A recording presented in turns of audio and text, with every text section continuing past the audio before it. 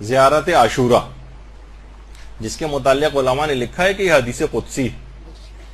تو زیارت عاشورہ کے اوپر بھی آج کل ایک حملہ ہے، اور ایسے افراد کے جن کے دلوں میں دشمنان اہل بیت کے لیے کچھ سافٹ کارنر پایا جاتا ہے، یا جو پلانٹ کیے گئے ہیں شیعت کے اندر، ان کی طبع نازک پر اس زیارت عاشورہ میں دشمنان اہل بیت پر جو لعن ہے وہ بہت بار اور شاخ گزرنے لگی کہ کیوں ان کے اوپر لعن کی جاتی.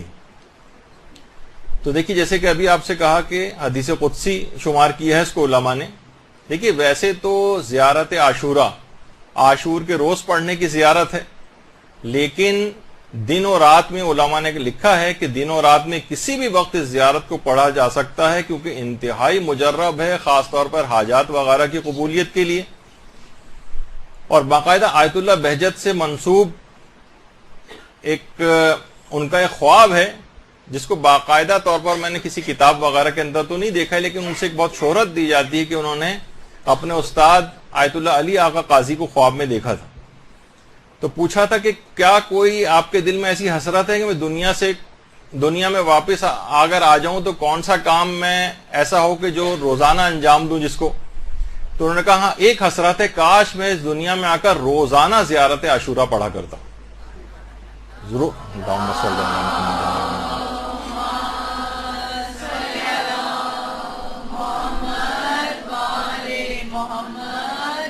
شیخ جواد عرب عراق میں تقریباً 1332 ہجری میں نجف میں ایک عالم گزرے ہیں. انہوں نے خواب میں حضرت اسرائیل کو دیکھا اور سلام کیا حضرت اسرائیل کو، اور حضرت اسرائیل سے پوچھا کہ آپ کہاں سے آ رہے ہیں؟ کہا میں شیراز سے ابراہیم محلاتی، جو ایک اور بڑے عالم تھے شیراز کے، ان کی روح کو قبض کر کے آ رہا ہوں. کہا کہ ابراہیم محلاتی کا کیا حال ہے، کس حال میں ہے ان کی روح؟ کہا کہ برزخ میں ایک باغ میں ہے، اور 1000 فرشتے ان کے سپرد کیے گئے ہیں جو مکمل شیخ ابراہیم محلاتی کی اطاعت کرتے ہیں. کہہ رہے ہیں میں بڑا حیران ہوا، اور خواب میں ہی میں نے پوچھا کہ اتنا بڑا مقام شیخ ابراہیم محلاتی کو کس وجہ سے حاصل ہوا قبر میں؟ کہا کہ حضرت اسرائیل نے کہا کہ زیارت عاشورہ کو پابندی سے پڑھنے کی وجہ سے. زیارت عاشورہ کی اتنی حد تک شیخ ابراہیم محلاتی پابندی کرتے تھے کہ 30-35 سال تک مسلسل پڑھی، اور اگر کسی وقت نہیں پڑھ پاتے تھے، بیمار ہو جاتے تھے، تو ایک نائب مقرر کرتے تھے جو ان کی طرف سے زیارت عاشورہ کو پڑھا کرتا تھا. تو دیکھا آپ نے کہ قبر میں فائدہ پہنچانے والے اعمال میں سے ایک یہ بھی بہت بڑا. اچھا، ایک کتاب ہے آخرت ساز واقعات، اردو میں ترجمہ بھی ہو گئی ہے. علی افضل قومی قبلہ مولانا نے اس کا ترجمہ کیا ہے.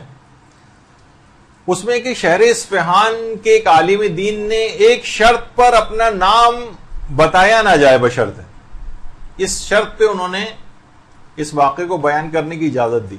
کہنے ایک رات مجھے الہام ہوا کہ اصفہان کا ایک مومن دکاندار ہے، اس کو 45,000 تومان لے جا کر مدد کے طور پر دو. اچھا، میں اٹھا، اب میں سوچ رہا ہوں پتہ نہیں یہ بات حقیقت ہے، خواب ہے، کیا ہے. بہرحال وہ مشخص کر دیا گیا تھا، دکاندار میں اس کو پہچانتا تھا. خواب میں مجھے حکم دیا گیا کہ جاؤ اور اس کو 45,000 تومان دو. اچھا، میں بہرحال اس کی دکان پہ گیا، کچھ گاہک وغیرہ موجود تھے. میں نے اس سے کہا کہ میں تم سے اکیلے میں کچھ ملنا چاہتا ہوں. وہ مجھے ایک مسجد میں برابر میں لے گیا. مسجد میں جب لے گیا تو میں نے کہا کہ تم کی کوئی پریشانی کا شکار ہو؟ اس نے کہا، اس نے کچھ بتانے پر تیار نہیں ہوا. جب بہرحال کچھ بتانے کو تیار نہیں ہوا تو میں نے اپنی جیب سے وہ لفافہ نکالا جس میں 45,000 تومان تھے. بس اس کو کہا کہ تم یہ لے لو، مجھے حکم ہے کہ تمہیں دے دوں. اس نے اسی وقت لفافہ کھولا، اور جب اس پیسوں کو گنا تو زاروں قطار رونے لگا، اور کہنے لگا کہ میں 45,000 تومان ہی کا مقروض تھا، اور میں نے نظر کی تھی کہ میں روزانہ نماز فجر کے بعد زیارت عاشورہ کا ایک عمل کروں گا، زیارت عاشورہ کا عمل. اور آج اس زیارت عاشورہ کے عمل کا 40واں روز ہے، اور 45. اچھا، وہ عالم کہتے ہیں کہ میں نے جب وہ خواب میں نے دیکھا تھا کہ اس کی جا کر مدد کرنی، بس پیسے کتنے، میں نے جا کر اپنے پیسوں کو ٹٹولا اور گنا تو دیکھا وہ 45,000 تومانی تھی. اور جب اس آدمی کو بھی 45,000 تومان، تو خود زیارت عاشورہ علی الخصوص علماء فرماتے ہیں خاص طور پر عام طور پر بھی دعاؤں کی قبولیت کے اعتبار سے بھی اور اس لحاظ سے بھی کہ اگر ہم شب قدر میں اس زیارت عاشورہ کو پڑھیں اپنے تمام مشکلات اور پریشانیوں کے حل کے لیے تو وہ بھی بہت اہم ہے۔